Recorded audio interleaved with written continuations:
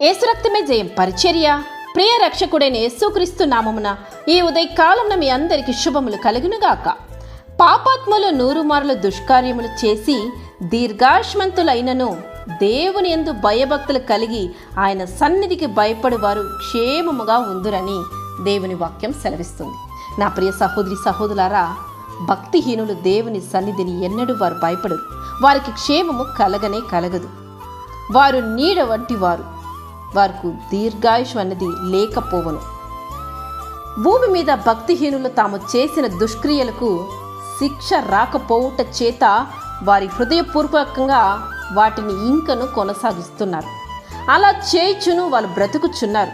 అలా చేస్తున్న వారికి క్షేమం ఎక్కడిది అనగా వారు ఎప్పుడు మరణించబోతున్నారో మనం చెప్పలేం.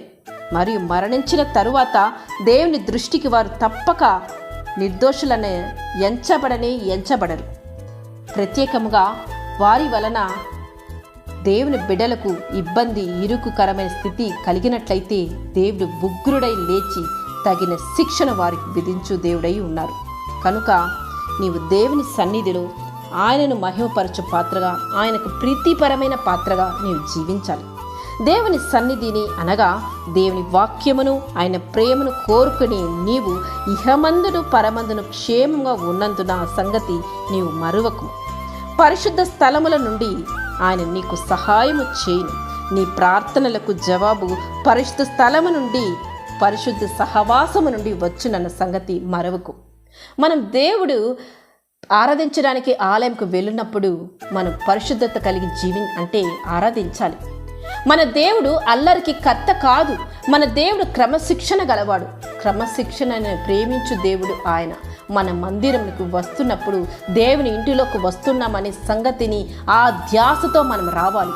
మందిరం నుంచి బయటకు వెళుతున్నప్పుడు కూడా దేవుని మనము కలుసుకొని ఆయన ఆలోచన చొప్పున మనము ఇక నుంచి జీవించాలి, నడుచుకోవాలని ఆ గ్రహింపు తత్వముతో ఆలయంని విడిచి నేను వెళ్ళాలి. దేవుని ఆరాధించిన పద్ధతి క్రమశిక్షణతో నీవు ఆరాధించాలి. మన నోటితో, మన నడకలోనూ దేవుని మనం ఇతరులకు చూపించాలి. నీవు దేవుని మందిరమునకు పోవునప్పుడు నీ ప్రవక్తలను జాగ్రత్తగా చూచుకొనుము, నీ నోటిని కాచుకొనుము, నీ మాటలు కొద్దిగా ఉండవలెనని ప్రసంగి గ్రంథములో దేవుడు మనకు హెచ్చరిస్తున్నాడు. కనుక ఈ అంత్య దినములలో ఆలయంకు వెళ్తున్న సమయంలో, ఆలయంలో కూర్చొని ఆయన ఆరాధిస్తున్న వేళలో బహు జాగ్రత్త కలిగి ఆయనను సేవించు నా సహోదరి సహోదరులారా. అలా నీవు సేవించినప్పుడే ఈ క్షేమం నీవు పొందుకొందు, ఈ భద్రత, ఈ కాపుదల, ఈ ఆశీర్వాదం నీవు పొందుకొందు. దేవుని యొక్క కృపా కనికరము కాపుదల నీవు పొందుకోవలసిందిగా దేవుని పేరిట నిన్ను ఈ వాక్యం ద్వారా, కొద్దిపాటి ఈ సందేశం ద్వారా హెచ్చరిస్తున్నాను. ఆమె యేసు రక్తమే జయం పరిచర్యలు మీ సహోదరి. God bless you.